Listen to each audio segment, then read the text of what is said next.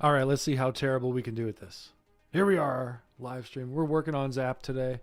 You can see ZAP in the background there. We're going to update a couple of scan rules.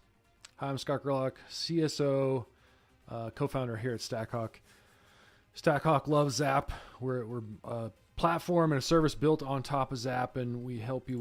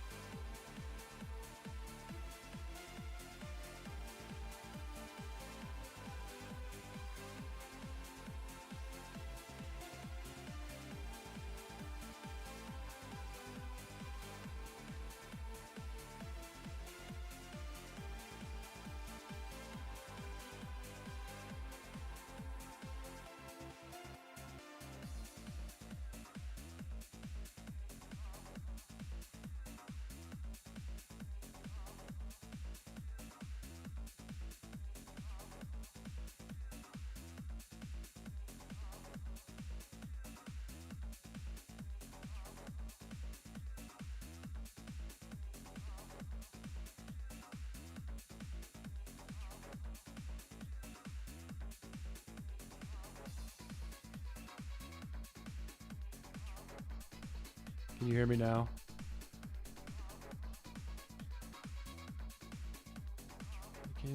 No sound except music. Can anyone? All right. Is anybody else watching? Can you hear me out there? I've been talking for like 20 minutes and no one can hear me. Please tell me that's not true.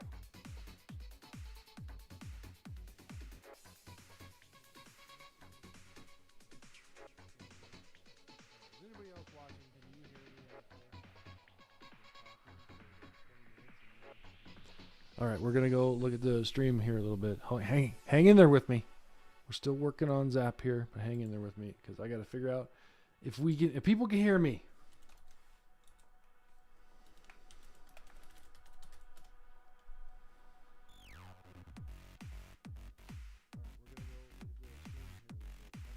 Hang in there with me.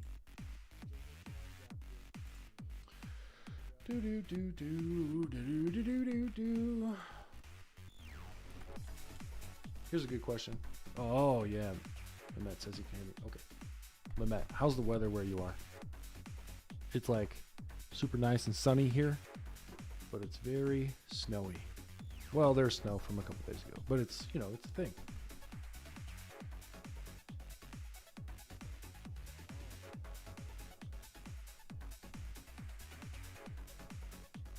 All right. Back to our thing. No sound in the beginning. Boy, I don't know. I guess we're just gonna have a weird screwed up stream where people can't hear or something. I don't know. I don't know how to fix it. This is my first day streaming with OBS, and I don't know what I'm doing. So we're gonna have a screwed up stream, and we're gonna keep working through it. Just power through it like we do. Okay, here we go. It's night where I'm in. All right, well, hey, you know, I'm glad you joined me. Thanks for joining me.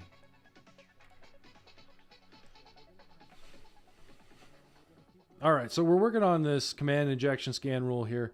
We're trying to set some other info. We're trying to put some other context into what this alert will give back to a user in Zap to help them understand what's going on and troubleshoot and debug some of these issues. So we just set this other info on the alert when we're doing an alert raise for command injection where we're trying to get the output of a file or the output of a PowerShell command. So let's see, the scanner was able to retrieve contents of a file or command by sending param values. So now how can I do string interpolation in Java? I'm not a Java engineer. I'm not a Java developer by any means. So bear along with me while I hack my way right through this.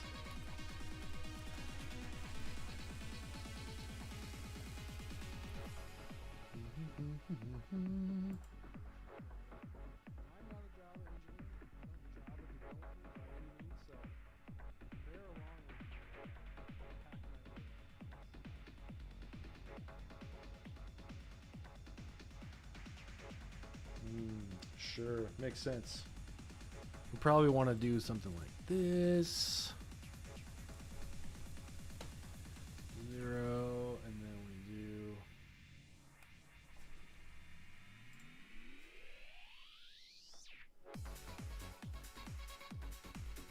string format.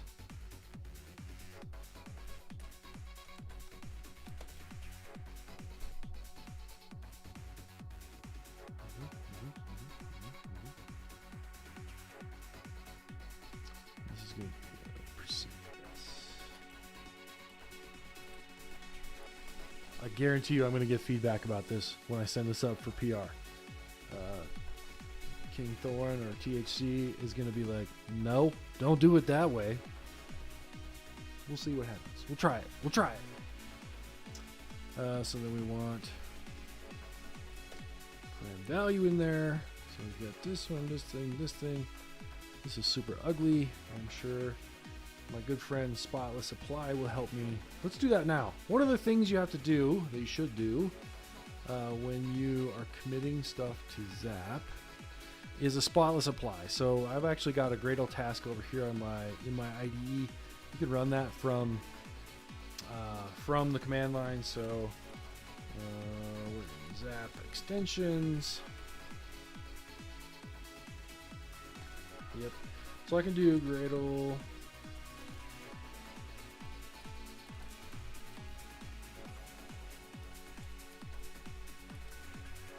Spotless apply. If I spelled Gradle right. Like that. So we got spotless apply, and what that's going to do is go through here and take my horribly formatted notes and code and whatever else, make it pretty so other people can read it and hack on it later. So we've got spotless apply going on here. It's going to rip through this thing pretty quickly. We'll see what it does to our line pretty much live. Running and running and running. See? Made it all pretty for us. So now we've got our spotless apply to this so that it looks nice.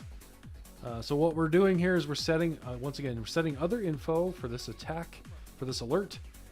We're trying to give some more context to what's going on here so that people that are new to Zap and don't understand what this is can see it and go, yep, that makes sense, and then go fix the problem in the app. So that is actually check number one. Let's see, where does that say that? Check number one, feedback-based OS command injection. There's two checks, I think, at least two checks in this particular thing. So let's take this information, because this is where we really need it. Down here in check number two, time-based blind OS command injection. So the other check is actually really sort of self-explanatory, right? So if you can go get the contents of a file and bring it back, it's pretty obvious what has happened when you get the response from the web server. This blind one and all blind injection attacks are really tricky because nothing really happens except for the request takes a long time. So that's why there's a whole bunch of this deviation in here, trying to figure out, I made the first request and I attacked it. What's the deviation between those two requests? Did I actually get a timing attack to fire? So that's what this one's all about. But understanding that when you see this alert is actually a little tricky. So let's put the same kind of information into this particular guy. You can see, you know, the standard deviation stuff is happening here to kind of inform people that are new to Zap or don't understand this rule or whatever, what's going on, right? So I made a request, I made an attack. The attack maybe worked. What's the standard deviation between those request response times? And that's what this is all about. So if we're meeting those things, blind OS command injection found. This debug log is actually super good. Oh, you know what? Let's copy this kind of thing right here. So here we go. We're in our new alert. We are also setting the parameter as what parameter in the application we attacked, what we did for the attack, and then the message, the HTTP request response. Let's add some information into the other info, shall we? Ye olde copy and paste. So in this one, we're actually injecting a sleep or a wait or a timeout or some kind of a command to try to make the web server stop before it returns a response to the client. So the scanner was able to, let's say,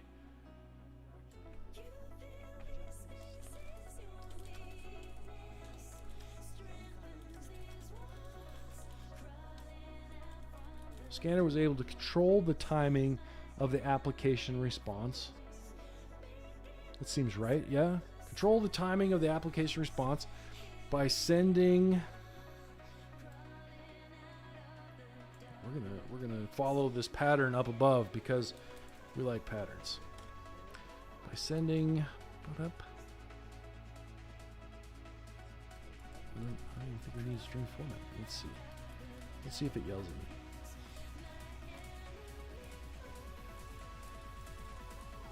Alright, spotless. You're gonna get all mad at me again. That's cool. Don't worry about it.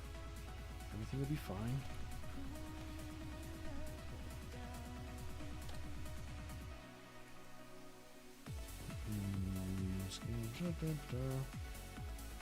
Yeah, it doesn't like that.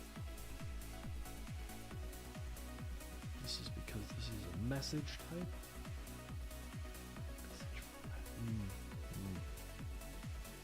String message. This is set up the other way, so we can't do that. Obviously, Mr. doesn't know Java guy can't do that. So we're back to the string format thing. And one more, clickety. Just like that. So, sending timing by sending to the operating system, running this application. So we are doing a blind timing injection test here. The scanner was able to control the timing of the application response by sending a wait or a sleep or something to the operating system running this application. Let's do this. Boop. Boop. I mean, that's pretty good. That's a lot more information, or some more information that can help somebody who's trying to figure this out. So let's go fix our little quotes up here.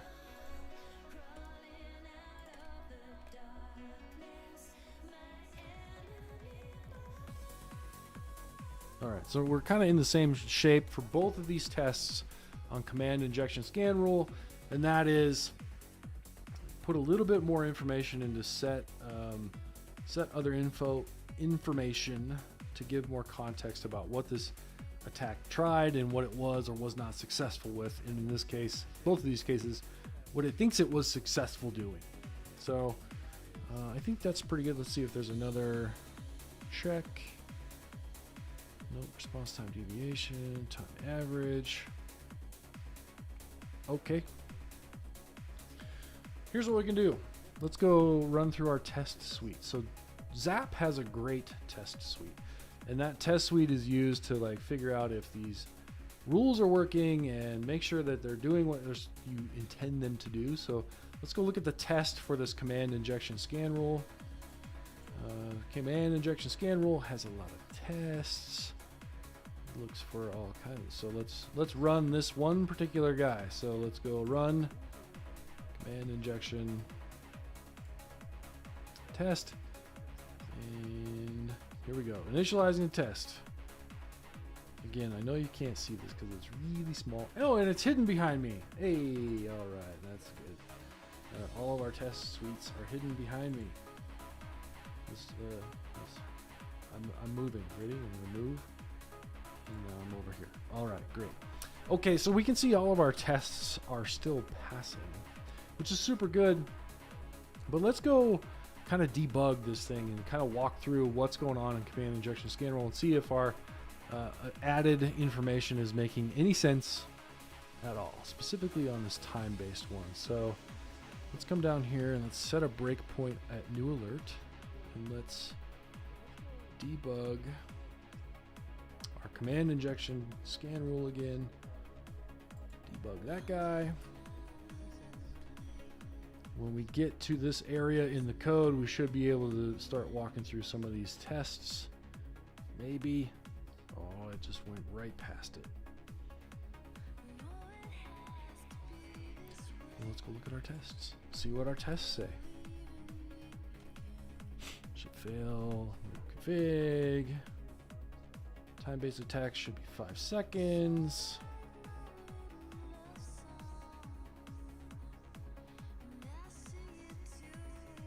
Specific time. Okay, I'm sure.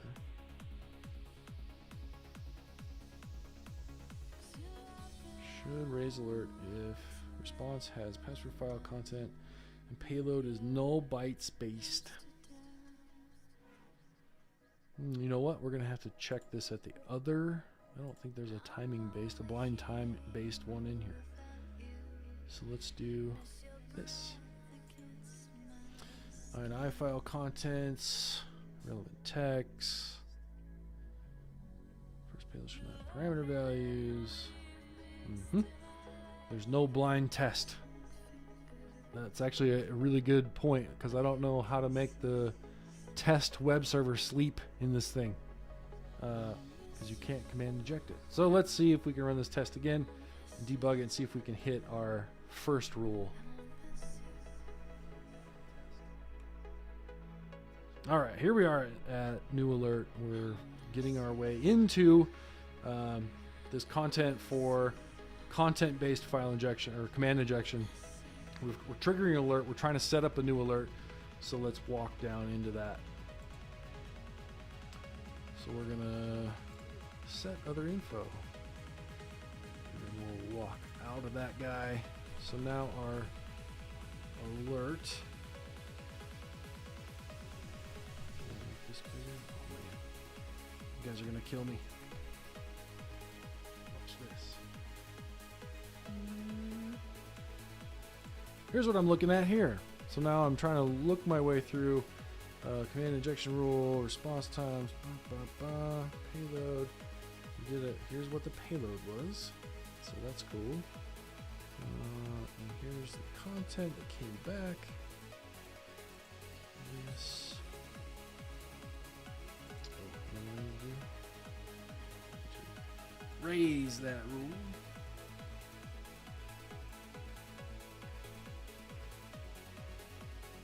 So our other info. Here's the thing that we just fixed. Let me value. We'll get here. Let's make a new file. Actually, let's not do that in the IDE and screw ourselves up, shall we? Let's do this.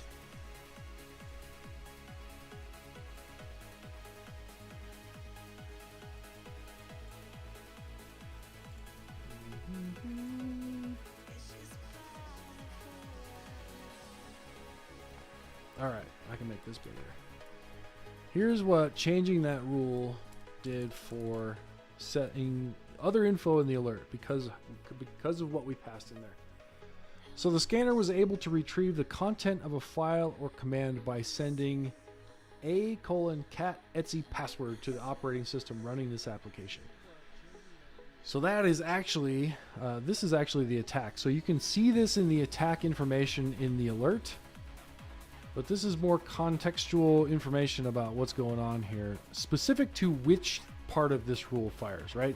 So if you look at the rule description in ZAP itself, which is actually, let's go look at that too, shall we? All right, great. We're looking at stuff. We're going to load message properties.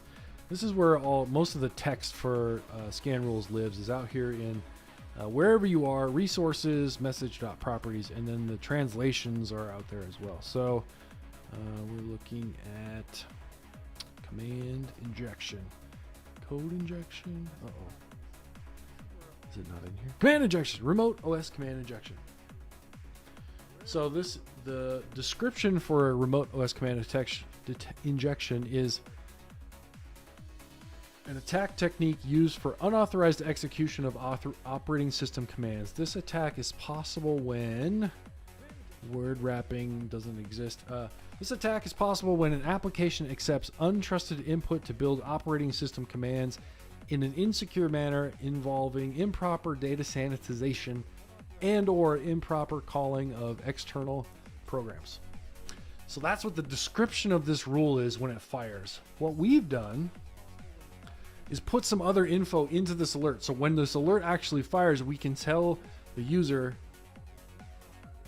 this talk should be recorded. Someone asked a question. It should live on our YouTube studio here, YouTube for StackHawk. It will also end up in the ZAP deep dive series as well. So hopefully nothing goes wrong like the beginning of the video where there's no audio, and we can save it and people can watch later. If that doesn't happen, I apologize. It should though. So here we go.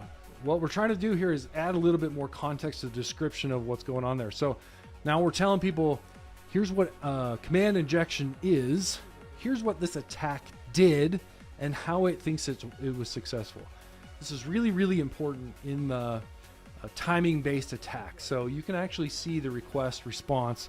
Sometimes it's hard to decipher what's actually going on there because it gets URL encoded or lots of other problems of what's going on. So by helping with context here, hopefully we can get people from, ooh, that's a problem, to understand what the problem is so they can go fix that pretty quickly. Awesome. So I think this is actually, this rule is in good shape. Our tests are passing. Let's undo our breakpoint here. Make sure our tests are all passing again. Oh, I think I was just showing you. Yeah, I was totally. I forgot that I moved the screen. La la la. Here we go. This is what I was talking about earlier. This is the context that we're setting in this alert when it fires now. So there's different contexts for different parts of this rule, and we're trying to get that information back into the ZAP UI so people can understand what's going on. I will now make my screen smaller again so everyone can see.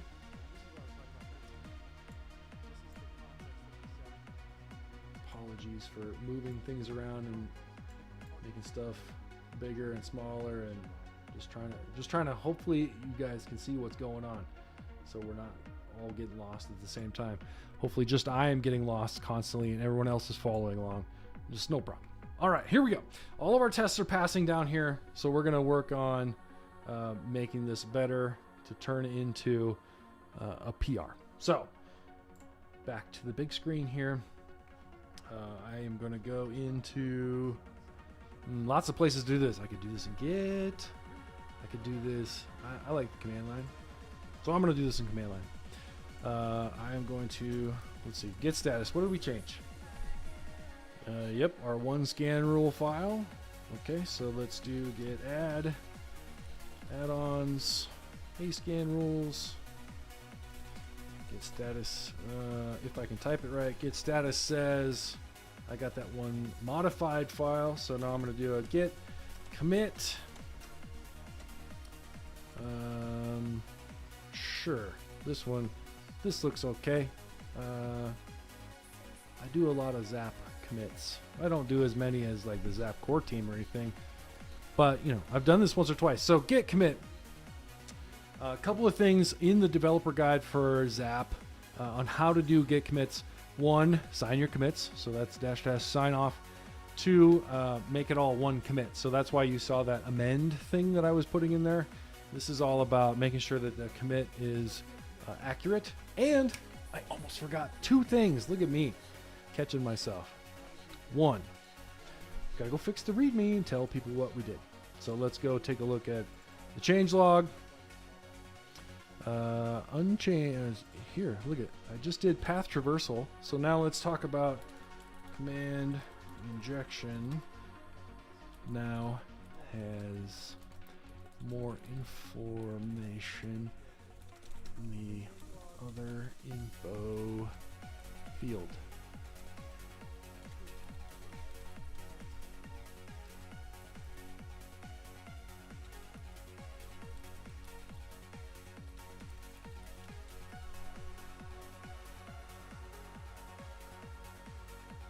Oh, I don't even know what that little emoji is. What happened there? Who is that guy? He looks angry. Hopefully you're not angry. Let's see. Differentiate feedback or blind tests. Command injection now has more information in the other info field to differentiate feedback or blind test. I know if I do this wrong, it's going to screw up Git, so let's put that there. Like that. And then the other thing we need to do, we talked about spotless apply. Let's do our spotless apply again. Gradle W, spotless apply, and make sure the formatting of all this stuff is in good shape. So here's what we changed in the change log. Here's the stuff that we put. Oh yeah, spotless is gonna eat this up right here.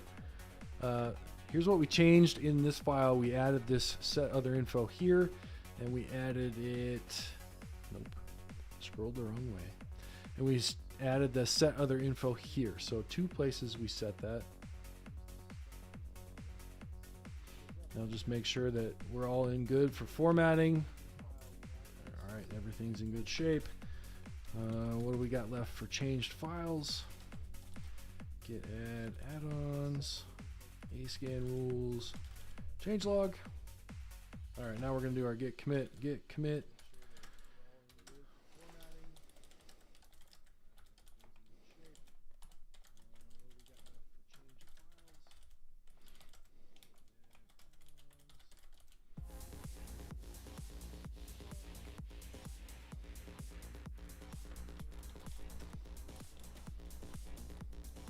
Added more contextual other info to command Command OS Injection rule. Sign off. All right. Now I'm going to push this back to my repository, my personal repository, my fork of ZA proxy and ZAP extensions, and then we can make a PR. So let's see. Wait. Let's look at remotes first. Get remote -v. So I'm set up as the origin. Git push origin main. No, git push origin. Command ing fix up. Hey, no looking at what I'm got going on here. Don't steal my pin. I know what you're thinking. I see you out there. Okay, cool. So now I've got a new branch up on my personal GitHub repository that we can make a PR with. So let's give me a sec. Let me stage this up over off screen, and I'll bring it back over here so we can see. Happy little clouds. Oops, copyright. I can't say that. All right. My repositories, ZAP extensions. Command injection fix up.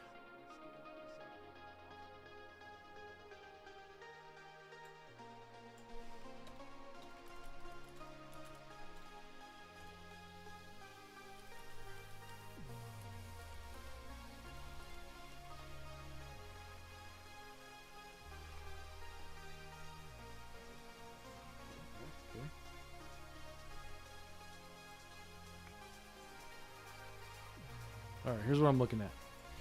We're in the ZA proxy repository. We're looking at ZAP extensions. I want to make a new pull request, and I want to compare.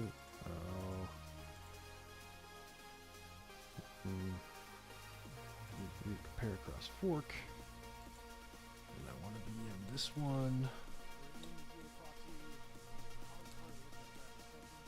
No, yellow. Uh-oh. Now I'm lost. Give me 1 second. Don't you hate it when you're like, hey, let's do a live stream, and then you don't know what you're doing, and you have to like fumble your way through it? Pretend. Anybody else out there? Like, how many people we got watching? +1 me in the chat if you're out there watching. All you gotta do is just like, give me a, I like what's going on here.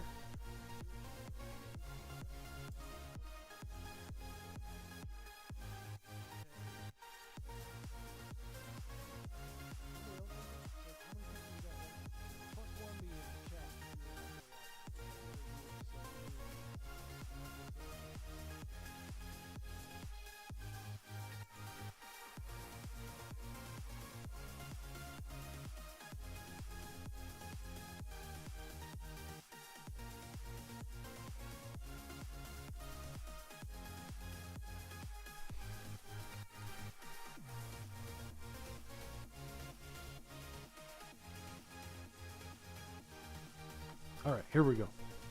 Oh, come on. What? Oh. Bear with me.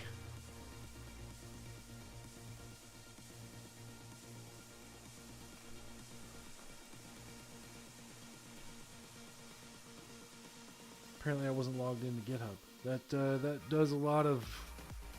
It's not great. It's not great for like, hey, I want to do stuff with GitHub if you're not logged into GitHub. So now I gotta go get my GitHub information and get myself logged in.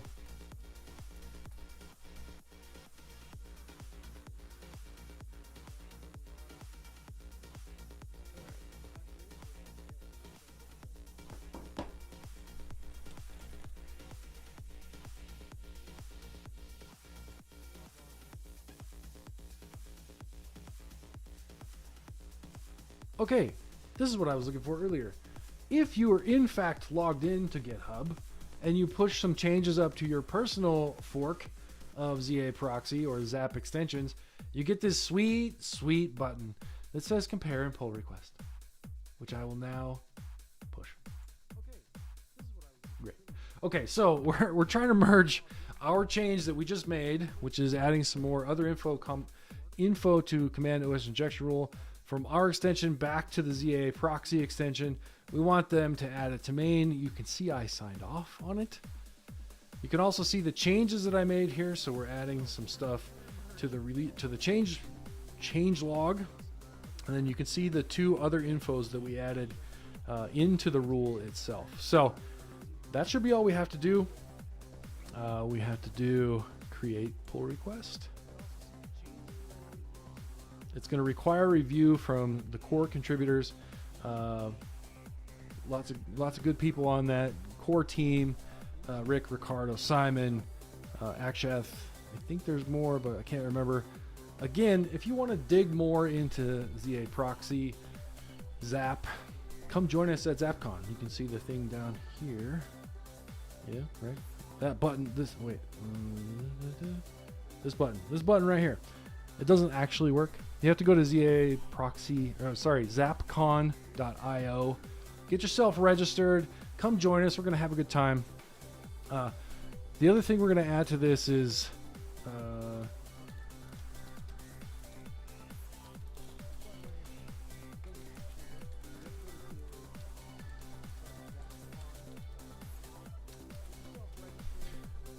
we're just gonna ask for some kindness. Not that they're not kind, but you know, let's let them know. Hey, we live streamed changing this stuff, and there was at least 4 or 5 participants watching me do this. So all together,